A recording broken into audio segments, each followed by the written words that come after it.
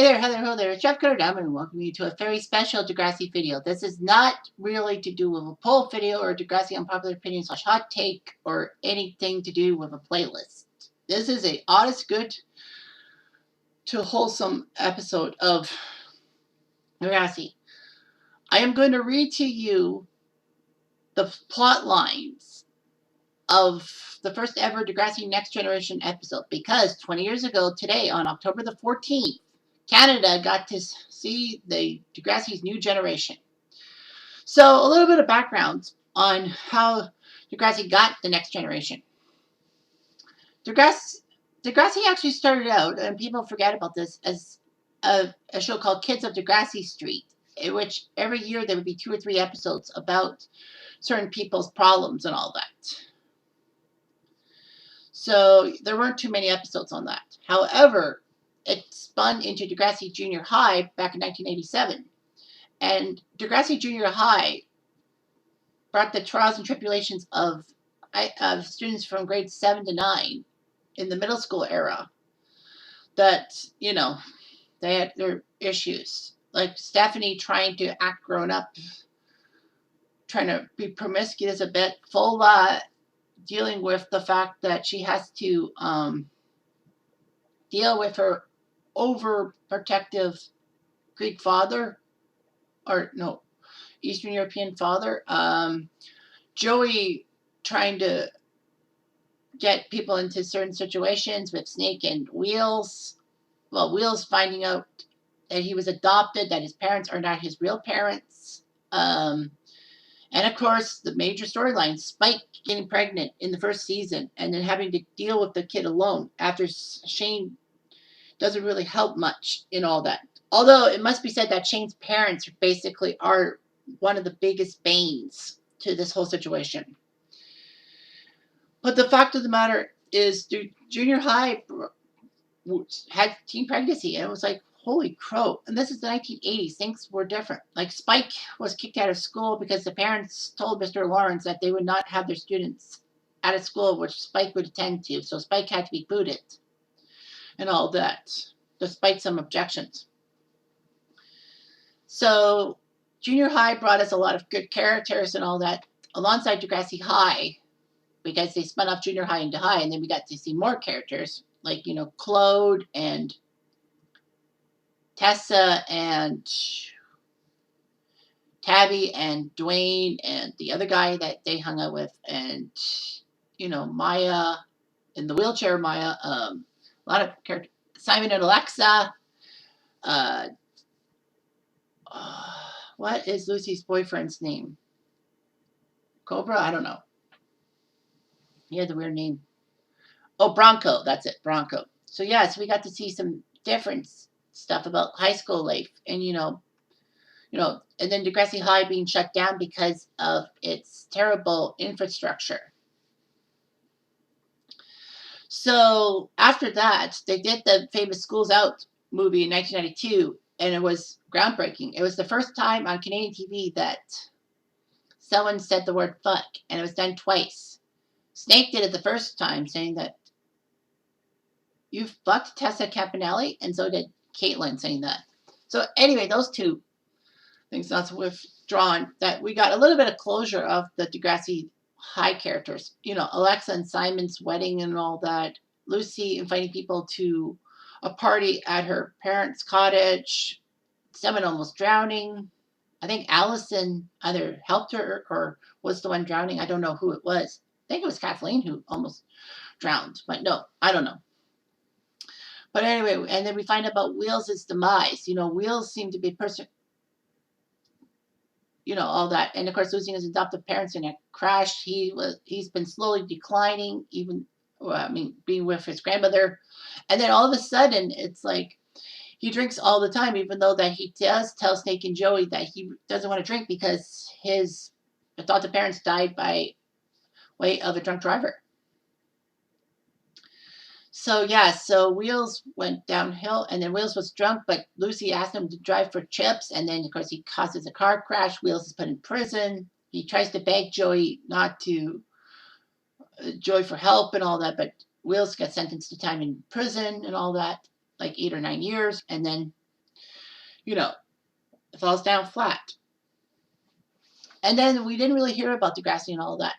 However, when Jonovision, hosted by Jonathan Torrance, like a teen show, like a talk show thing, CBC put it in the late 90s.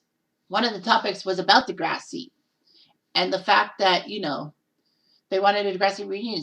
So he brought back, Snake, Joey, and a few other characters like Dwayne, Miss Avery, Mr. Radich, who looks improbable and all that. So anyway,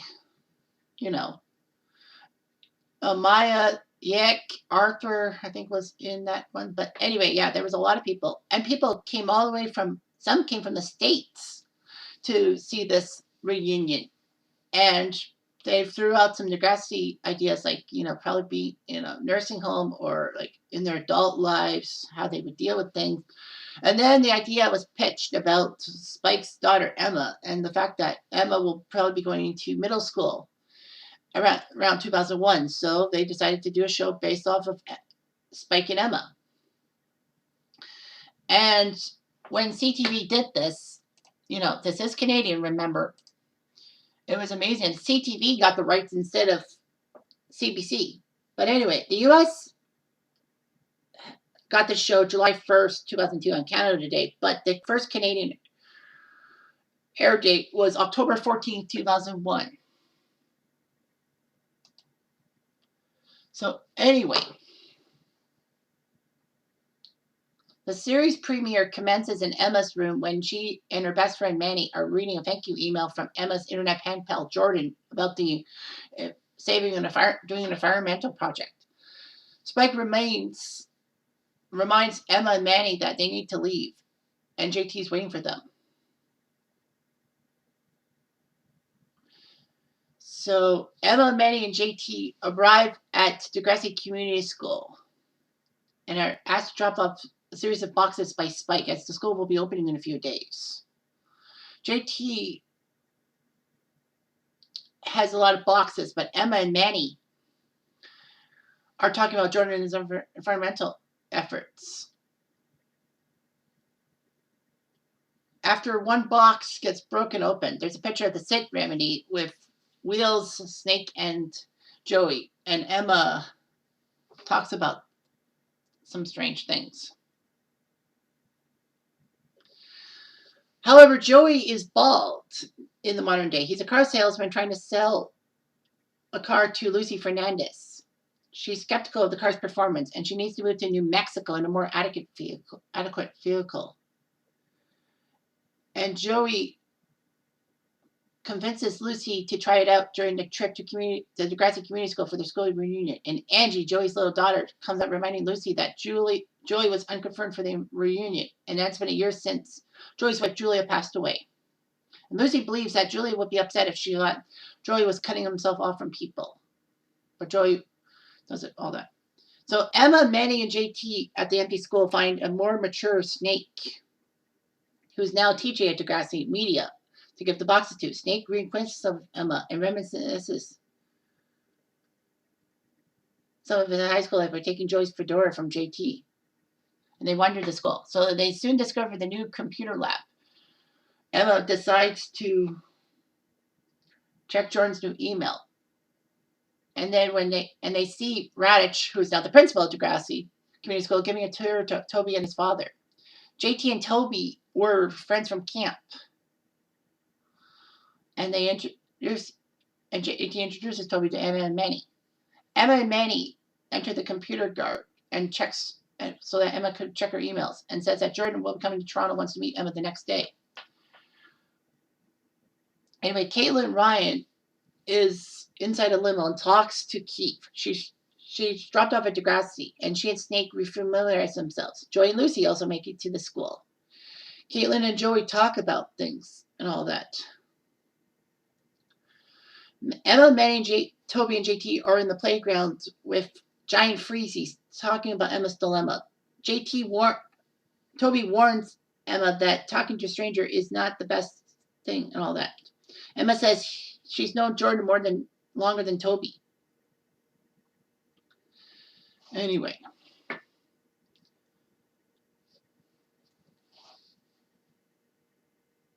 Emma and Manny recheck all the emails, saying that JT is very immature and all that. So anyway, Caitlin's fiance, Keith, is a big-time movie producer who critiques one of Joey's car ads, saying that he should have the shifty car salesman's vibe. And Joey ripped his shirt off for advertising purposes and all that. Joey does say that he's changed and all that. And Snake talks to Joey about things. In the meantime, Caitlin ends up talking to Emma about Vice and all that. She doesn't know what she should do. Caitlin, not knowing that Emma met Jordan on the internet, tells her that you have to take a chance and go for it. So Emma emails Jordan back saying she needs to come to Toronto and meet him. All right, so some interesting facts that the fandom pages give me is that this episode shares the same title as the 1972 song Mother and Child Reunion by Paul Simon. And weirdly enough, in the United States, this was the season 1 finale, even though it's a series premiere in Canada. This is the only 2-part episode, season 1. This is the second Degrassi episode in the whole group to take part during summer vacation. School's Out was the first.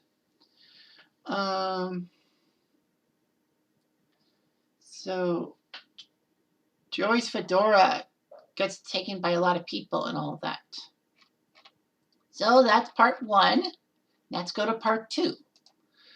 Part 2 then has, an extended overview. So it's time for Degrassi's 10-year reunion from the time that Degrassi High got closed. It's surprised that Degrassi never opened up and all that. And then I guess that it was repurposed. The Degrassi High was repurposed for the community school. Anyway, Snake gives former students a tour of the new improved Degrassi and all that. At the reunion party, Joey overhears Keith, who's flirting with one of Joey's old friends, Allison, having doubts over his planned marriage. And Allison's flirtation peaks and all that. Meanwhile, Emma decides to lie to Manny, saying she's not going to meet Jordan and will be watching a TV show about the wildlife refuge and could not meet Manny on movie night. So Emma takes a taxi to the hotel and tries to look for Jordan. Meanwhile, Manny has a suspicion about Emma because the show she was supposed to watch wasn't even on. And also, Emma wasn't at home, not responsive to cell calls. So they speculate Emma is meeting Jordan. And Toby decides to try to hack into her email by abusing the password recovery program. Emma is spotted by a male adult who claims he's Jordan's teacher on the school trip. He fights Emma to go to his room to meet Jordan and the rest of his classmates. And, Jordan came from Yellowknife for her to sign. What is it with, what is it with Yukon and Degrassi later on? But that's not the Yukon, that's Northwest Territories. So anyway, time passes, the two start talking, and that the room is still very quiet. Emma is worried because there's no other students and attempts to leave, but the door is locked. And then she finally realizes that Jordan is the man himself and is going to take advantage of Emma.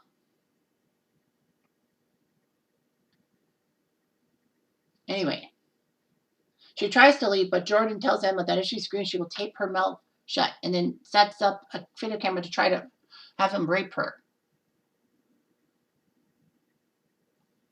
Meanwhile, Joey does confront Keith about his intentions to marry Caitlin. And the two start fighting when Joey mentions what a jerk Keith was, and he wasn't committing himself to Caitlin. Caitlin leaves in tears after Keith didn't want to marry her.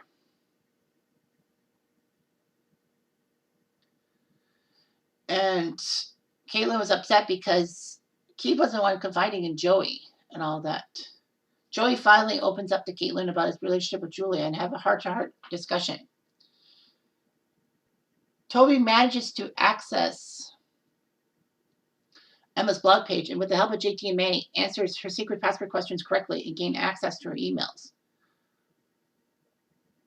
So they discovered Jordan was a cyber stalker and read the emails to make Emma feel they had the common interest. Thankfully, though, after finding out the hotel and room Emma planned to meet Jordan in, they run to Degrassi to warn Spike. They warn Spike and Snake about Emma. Spike is panicked, calls the police, leaves the reunion, and drives off to the hotel with Snake while Manny, Toby, and JT stay behind. Jordan gets creepy towards Emma. However, Spike and Snake make it in time to rescue Emma. They bang on the door and try to have her open. She does bolt outside and stands next to her mother while Snake gets Jordan. Jordan is arrested. The police take Emma's computer as evidence and says that Spike needs to keep it in the living room when it's returned to keep the cyber stalkers out of Emma's room. Spike confronts her and argue over her decisions. And she explains that it's impossible to talk with her mom because she doesn't remember what it was like to be 12. But Spike convinces Emma they can talk anytime, and Emma cries in her mother's arms.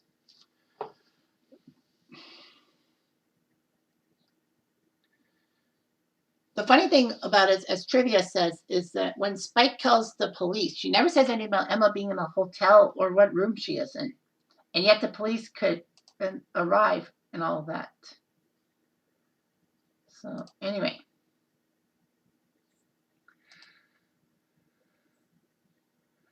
And they said Emma's computer was taken as evidence, although the only evidence would be the emails, which would be on the servers of the website. So, of course, there would be many appearances, like Dwayne, Simon, Alexa, Trish, Kathleen, Allison, Diana, and Maya.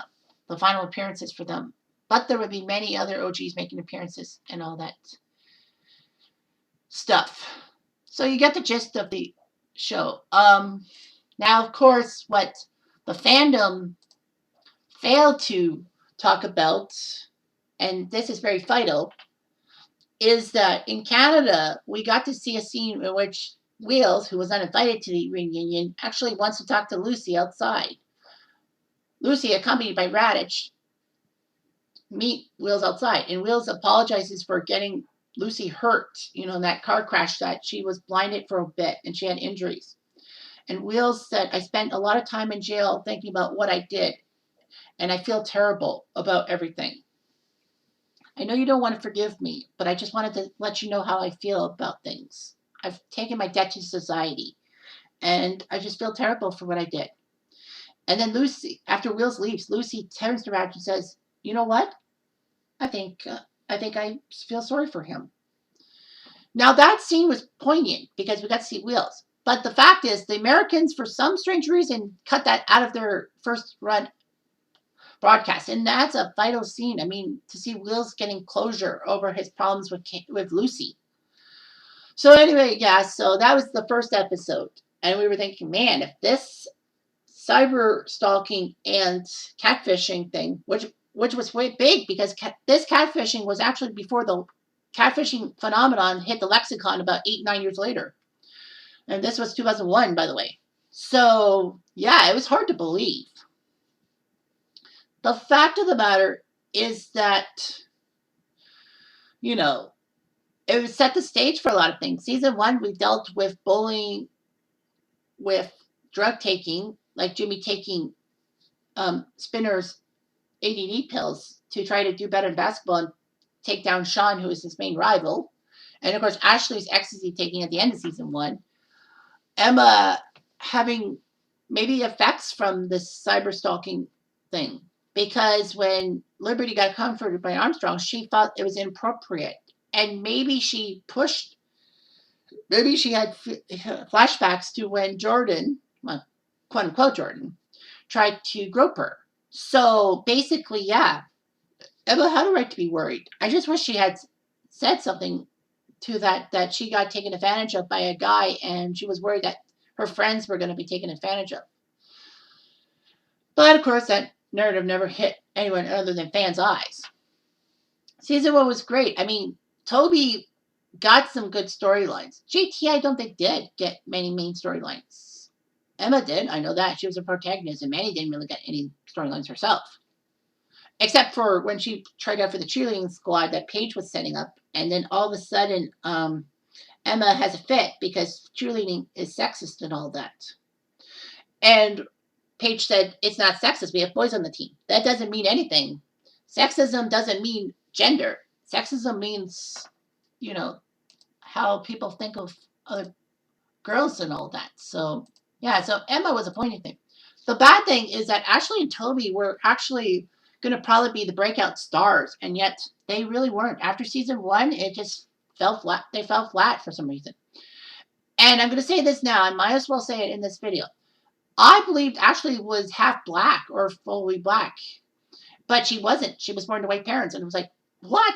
Ashley looks black and all that. But bear in mind that, some TVs back in 2001 didn't really have the HD color palette and all that.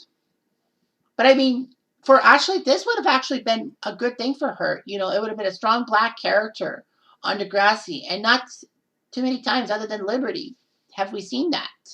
I mean, Shay for sure, but it could have helped Ashley's character, I think, or made people were racist, which I hope that didn't happen. But anyway, yeah.